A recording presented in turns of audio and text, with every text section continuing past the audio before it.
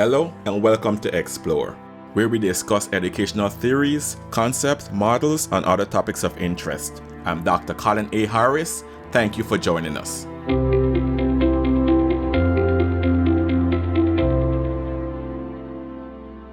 Today's topic is corporatocracy. Corporatocracy is a term that refers to an economic, political, or judicial system that is governed or controlled by corporations.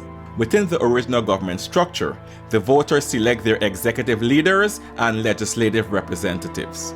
This structure prioritizes the needs, security, and welfare of the people. However, reality differs from the original government structure. The current government structure prioritizes the needs of corporations over the needs of the people. Let's look at the current government structure a little bit further. America has made remarkable unofficial modifications to the original government structure, which some refer to as corporate rule. In recent decades, the owners of corporations have strengthened their grip on the US political system, so much so that it has widened the wealth gap in America, while simultaneously creating an American class system. The top 1% of Americans have about 16 times more wealth than the bottom 50%. Under the current corporate rule, the executive, legislative, and judicial branches are all financially motivated to doing the bidding of corporations.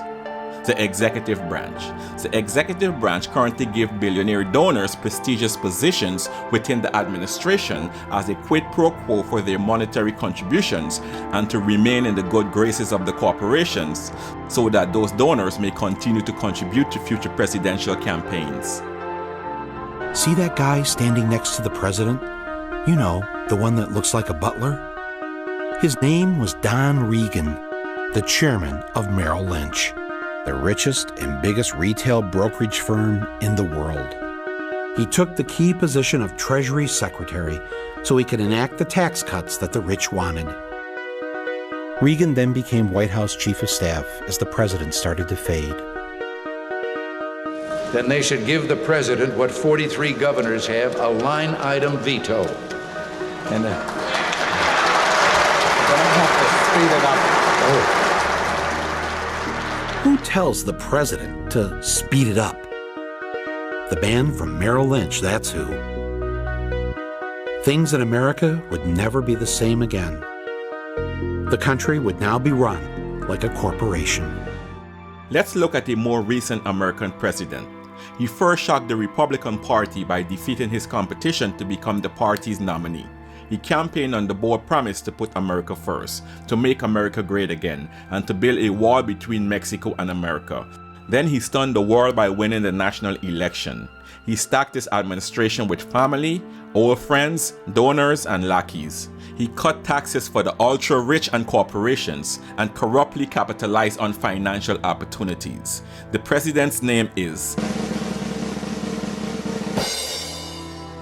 Yes, you guessed it. Donald J. Trump. Despite his dysfunctional presidency and negative impact on the American democracy, a large segment of the Republican Party loves and adores Donald Trump. Let's be clear, this segment is not a referendum on Trump's presidency. Instead, it is intended to highlight the influence of the ultra-rich and corporations on the office of the president.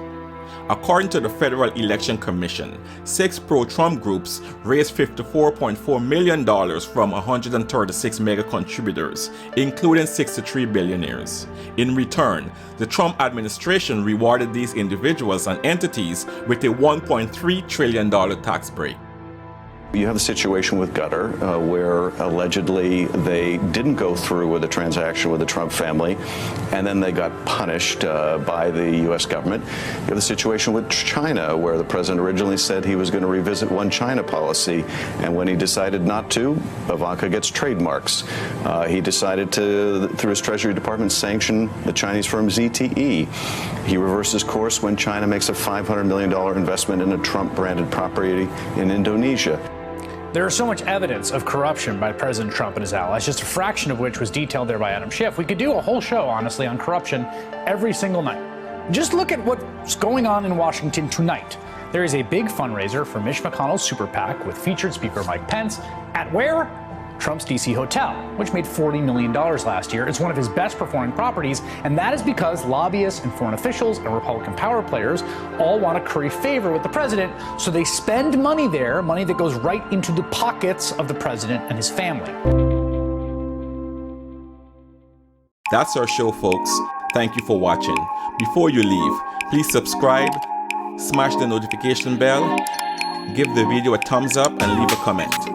Thank you, and see you next time.